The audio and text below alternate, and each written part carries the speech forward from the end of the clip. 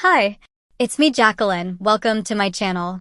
If you're new to the channel, then please subscribe my channel and visit my Patreon page, link in the description. Halloween. The following Saturday was the Halloween party and a little trick-or-treating in the neighborhood. So, shortly after lunch, the twins started getting ready. Masumi helped Sam with his dress, makeup, and wig. He was very nervous about this whole thing. Mom? Yes, honey.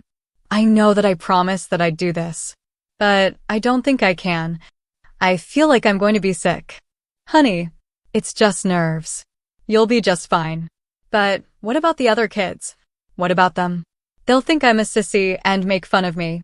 Honey, it's a costume, and all the other children will be in costume. In fact, I'll make a bet with you. What? I'll bet that you won't be made fun of. In fact, I'll bet you that with the mask on, no one, unless someone tells, will even know that it's you.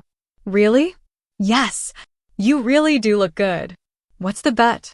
If you get made fun of, I'll do your chores for a month. And if I don't, you do Toshi's chores for a week. You're really sure, aren't you, Mom? Yes, honey, I am. All right, it's a bet. Masumi carefully placed the mask on Sam's face, trying not to mess up his hair. She said, "Come on into my room and have another look in the mirror." He followed his mother and stood in front of the mirror. Masumi said, "Tell me who you see." "I see a girl in a dress and a mask. But I know it's me. If you didn't know it was you, would you know it was you?" "I don't think so. See, I told you. Now, I want you to have fun. Paul and his dad will be here soon to pick you up, so just relax." The two of them went downstairs to where Miyuki and Toshi, in her cheerleader's costume, were waiting for her friends to pick her up. Toshi saw her brother first and said, "Wow, little sister, you look great." Sam glared at her and said, "I'm not your sister. Tonight you are. Samantha." "Ugh." Miyuki said, "Sam, it might be good to go by Samantha tonight. You look more like a Samantha than a Sam." "Oh, all right," Sam said as he flopped on the couch. "Samantha," Toshi said, "I thought that I told you to sweep your skirt under you when you sat. And a girl doesn't flop." "I forgot. Don't forget while you're out." The doorbell rang. Miyuki answered it. It was Paul and his dad. Paul looked like a boy dressed like a girl. Miyuki said, "Sam, Paul's here." Sam walked up behind Miyuki, saw Paul, and felt a knot in his stomach. Paul looked like a boy in a dress. Paul asked, "Where's Sam?" "This is Sam," Miyuki said. "No way. It's me," Sam said. "Wow, I thought you were a real girl." Paul's dad said to Miyuki, "I thought so too." The night was a little cool, so Miyuki retrieved one of Toshi's coats from the closet and placed it around Sam's shoulders, gave him a kiss on the cheek, and said, "You kids have fun." Masumi and Miyuki stood and watched them walk down the street, and Masumi whispered to Miyuki, "The nut doesn't fall far from the tree." It wasn't much later that Toshi's friends showed up. And Vanessa asked, "I thought that Sam was going with us?" "He left a little while ago," Toshi responded. We passed Paul, his dad, and a girl walking down the street. Paul was dressed as a girl, but it wasn't very good. The girl was cute. Too cute for Paul. "We'd better get going, or we're going to be late," Toshi said, with a knowing smile, as she hustled the girls out the door, and tried not to tell them that the girl was really Sam. Masumi and Miyuki settled down and waited for the twins to return. It would be around 7 after the trick-or-treating and party. About 7, they heard the chattering of a group of girls at the front door. The door opened and Toshi, Vanessa, and Sue entered the house as only 3 preteen girls can. They could tell that the 3 had a great time. They were all chattering at the same time, trying to tell what had gone on. Masumi finally got them quieted down long enough for Toshi to tell them about it. It was funny. She never mentioned anything about Sam. The 2 girls stayed about 10 minutes and then ran out after saying that they both had to be home early. Masumi asked Toshi, "Did you see your brother?" "Yeah. Well, when I saw him, it looked like he might be having fun." He stood in a corner for a while, but a couple of girls started talking with him, and then I saw him only once in a while. There was a ton of kids there. I never did talk to him, but Paul just hung on him. Just then the front door opened, and they heard Sam say, "Thank you, Mr. Robinson. See you tomorrow sometime, Paul." Bye. Sam bounced into the room and sat very properly on the overstuffed chair and removed his mask. The three real girls just looked at him. He finally said, "Hi." "Hi yourself," Miyuki said. "It looks like you might have had a good time." "Yeah, sort of. Want to tell us?" "Later. But I'll be doing Toshi's chores for a week." "What?" Toshi asked. "Mom and I had a bet, and if I lost I would do your chores for a week." "So, you lost? And you're going to be doing my chores for a week?" "Yeah." "Yes. No chores for a week. Why don't you two go, get changed, and I'll make some popcorn," Masumi said.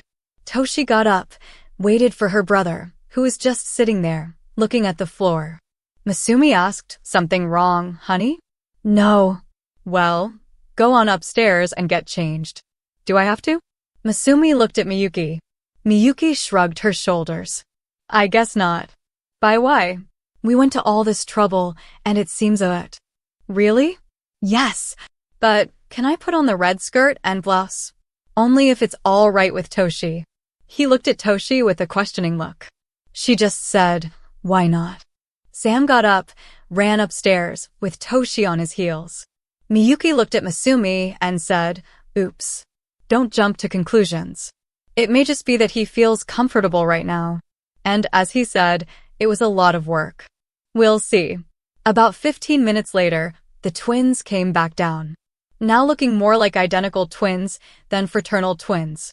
Sam was dressed in the white blouse and the pleated, dark red, plaid skirt. And it looked as if he had freshened his pink lipstick. He sat back down, just as a girl would, sweeping the skirt under him. Toshi finally said, "So, when are you starting on my chores?" "Tomorrow, I guess." "You know, I was really nervous about this whole thing. I thought I was going to get sick, really sick. But once I saw Paul and how bad he looked, I was more worried for him, and I started to relax. Especially after his dad told me that he really thought that I was a girl when he first saw me. We went trick-or-treating on the way to the party, and a number of people told me how nice I looked. I really started to relax and have fun. Paul and I also decided that we should tell everyone that I was his cousin, Samantha from North Carolina, up for a visit. But when we got to the party, I got really nervous again and just stood in a corner. Paul just hung around me the whole time. A couple of girls from my class walked over to me, and I almost freaked. But Paul told them about my being his cousin and that I was shy. So, the girls took me under their wing. We talked a little, danced a little, and talked a lot more. They did most of the talking. And when I talked very quietly, like Toshi told me to. So, I guess I didn't sound like me. A couple of boys started to make fun of Paul. I just glared at them, and one of the other girls just told them that he had more guts than they did, and to leave him alone. They just snickered and walked away. I took Paul aside and told him, "Look, like my mother told me, it's just a costume. You thought it would be fun, and I think you're having fun. So, just ignore those guys and have fun." He came back with, "But you're so pretty. And I look like a fool." I told him, "You don't look like a fool. I look this way because my mom and sister went overboard making me look like a girl. Tomorrow, I'll be back to the old Sam. No more Samantha." When the party was over, we just walked home.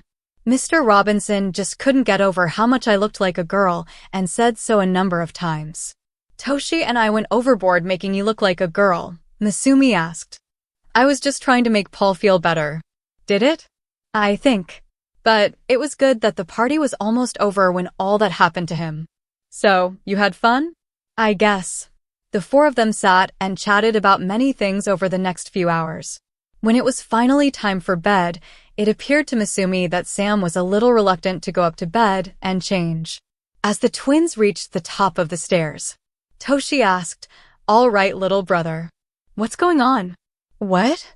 "You fought hard when Mom was working on you." And when you got home, I figured that you'd run right to your room to change. You wanted to change all right, but into another one of my skirts and blouses. Why? I don't know. I guess it just felt good, and I got comfortable with the clothes. I just wanted to try something else. Okay, Toshi said, but was still wondering. Come on in the bathroom, and I'll help you get the nail polish and makeup off. If you want me to. Yes, I want you to. The rest of the school year went along normally. No more talk about Sam dressing in his sister's clothes. But Toshi did notice a few times, when she got really dressed up to go somewhere, that Sam looked at her a little longingly. And there were times when some of her things would not be where she left them. Or things would disappear and reappear. She never said anything to anyone about it. Except, toward the end of the school year, they had to take proficiency exams, and Sam was very nervous about them. Then the morning of the exams, Toshi felt that Sam was relaxed. More relaxed than he had been in a week. As they were walking to school, Toshi asked, "You were really nervous about the exams yesterday. But this morning you're more relaxed than I've seen you in a while. What gives?" Nothing. Wrong. Little brother. What gives? Nothing. You borrowed some of my things again. Didn't you? Borrowed some of your things. No, I never. Sam argued, turning red at the same time. Little brother, I know that you have been into my things off and on ever since Halloween. No, I haven't. Remember the twin thing? I can tell that something is going on. I'm not mad. Just tell me. Okay. I love your things. They're so pretty and soft. And I feel good wearing them. I feel good inside. And I was so wound up yesterday that I needed some way to relax. So, last night I took one of your nightgowns and a pair of your panties. And I wore them to bed. I actually slept good. And I'm still wearing your panties. There, tell Mom on me. Little brother, I'm not going to tell Mom. Maybe you should. But I'm not going to. Why not? Because I don't have a problem with it. As long as you don't get my things dirty. And they are only clothes. But what? I'd be careful that no one else finds out. The story. Just before the twins' 13th birthday, Masumi and Miyuki decided it was time to tell them about the family secret. Well, as much as they could tell them. The twins were very mature for 12-year-olds, and Masumi and Miyuki figured that they would understand. In addition, they had a surprise for them. One Sunday evening, after dinner, Masumi called the twins into the living room and had them sit together. The twins knew that it was time for a family talk. They had these before. Masumi told the twins that what they were about to hear was to go no further. That if it did, people could get hurt. That it was something that was to be kept among the four of them. The twins, both looking as serious as 12-year-olds could, agreed that they could keep a secret. Masumi took out a photo album that the children had never seen and set it on the coffee table in front of them.